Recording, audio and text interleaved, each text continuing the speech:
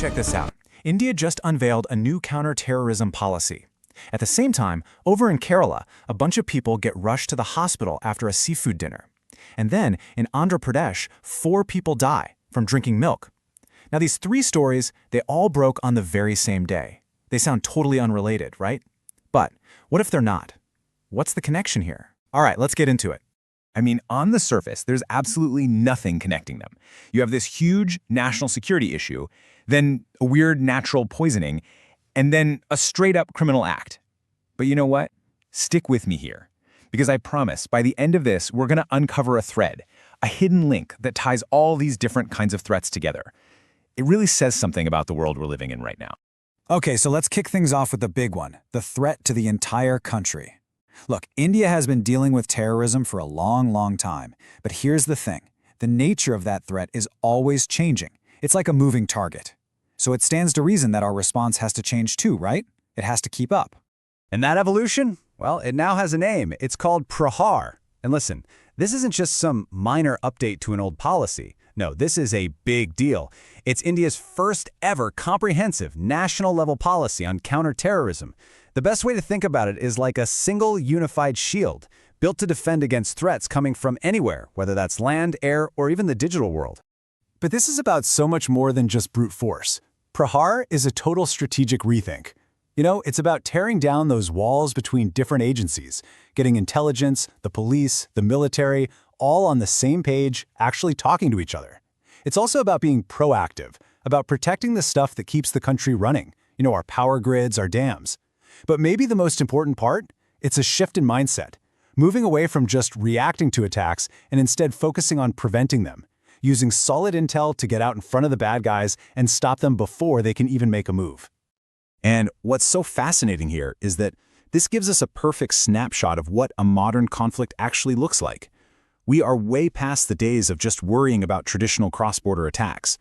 The dangers today, I mean, we're talking about cyber attacks that could literally switch off a whole city. We're talking about sleeper cells that are just hiding out among us. And get this, even those little drones you can buy online, yeah, those can be turned into weapons. This is the messy, complicated, multi-front war that PRAHAAR is designed to fight. All right, so we've talked about this huge national-level threat. Now let's take a hard turn. We're going to zoom way in, from the national to the personal. From something deliberate, like terrorism, to something completely natural. We're talking about a microscopic killer, something that can hide in a place you'd never expect, like on a simple plate of seafood. Let me introduce you to the culprit. Tetrodotoxin. You can just call it TTX. This is what investigators believe was behind those awful seafood poisonings down in Kerala. And this isn't just your garden variety poison. No, it's a neurotoxin, one of the most powerful ones out there. That means it doesn't mess with your stomach, it goes straight for your brain and your nerves. And the results, they're devastating. So here's what makes TTX so incredibly terrifying. First off, forget everything you know about normal food poisoning. You can't just cook this stuff away. The toxin doesn't break down with heat. It's totally heat stable. And second, and this is the really scary part, once it's inside you, there is no antidote. None.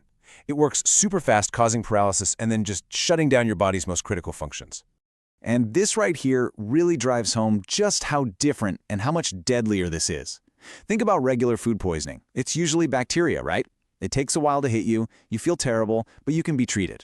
Now look at TTX. It's a chemical weapon from nature. It hits you fast. The symptoms aren't in your gut, they're neurological. That tingling, the numbness, then paralysis. And the outcome? Well, far too often, it's fatal.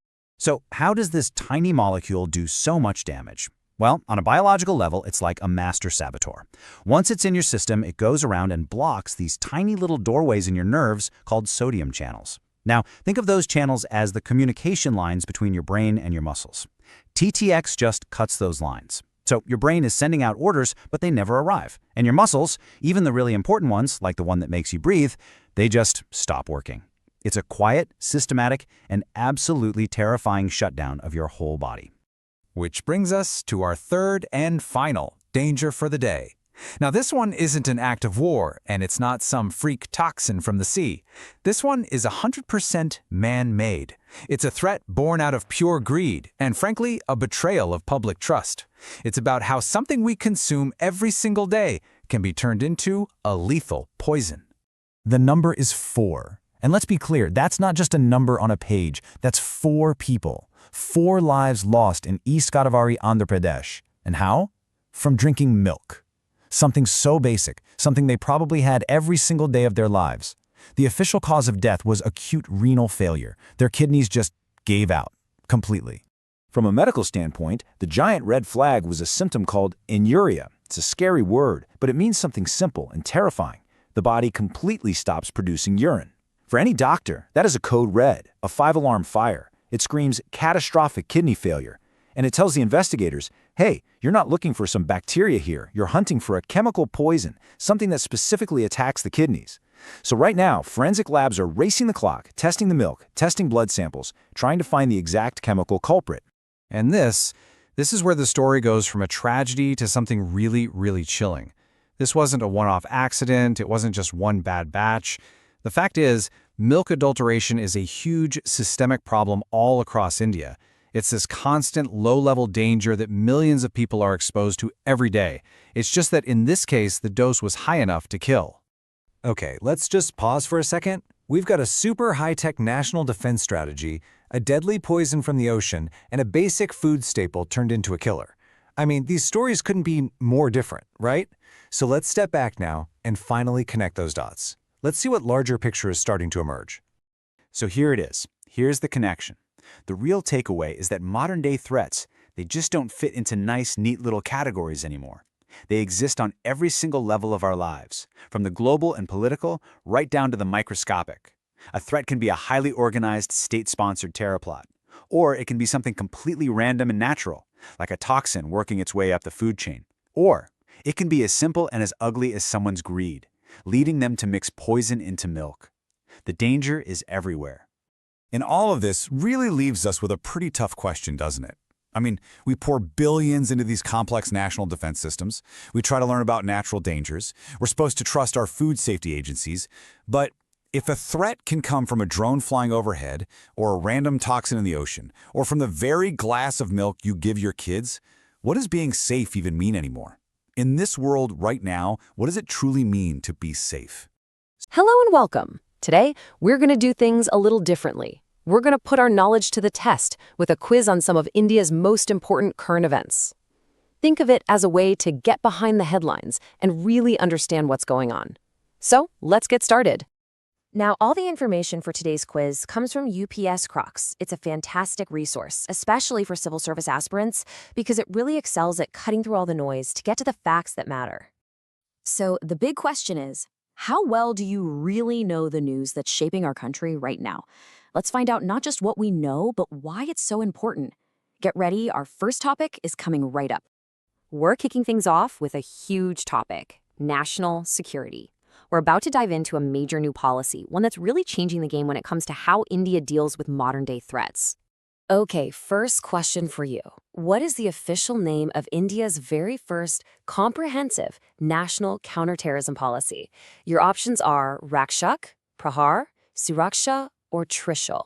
Go on, take a moment, and lock in your answer. And the correct answer is PRAHAAR. That's it. This landmark policy is called PRAHAAR, which, fittingly, means strike. So what is PRAHAAR all about? Well, it's this huge national strategy built to fight threats everywhere, on land, in the air, and at sea. But here's what makes it really modern. It also covers digital battlegrounds, tackling things like cyber terrorism and attacks from drones. It's a total shift in thinking, really, giving India a full 360-degree defense. All right, on to the next one. What would you say is a key defining feature of the PRAHAAR policy? When you're dealing with all these different fast-moving threats, what's the one thing you absolutely need to make the whole strategy work? Now, you might be looking at this list and thinking, well, all of them are important, and you'd be right. But the one we were looking for, the real core of the policy, is multi-agency coordination. Think of it as the central nervous system. You can only have an intelligence-led strategy or protect infrastructure if all your different agencies are talking to each other seamlessly and in real time. It's all about breaking down those old barriers. Okay, let's switch gears completely. We're moving from threats to the nation to threats that are a lot more personal, ones that could be hiding right in front of us. I'm talking about the hidden dangers in our food. So not too long ago, a seafood poisoning case in Kerala put a spotlight on a really nasty neurotoxin called tetrodotoxin, or TTX for short. So the question is, what animal is the most famous, or maybe infamous, carrier of this poison? Yep, you got it. The answer is the pufferfish. Now, other sea creatures can have this toxin too, but the pufferfish is definitely the most notorious carrier.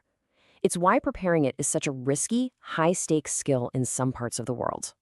So what makes TTX so incredibly dangerous? Well, for starters, it's heat stable. That means cooking it doesn't get rid of the poison. It works by attacking your nervous system, literally blocking the channels that let your brain talk to your muscles. This quickly leads to paralysis, and then your breathing stops.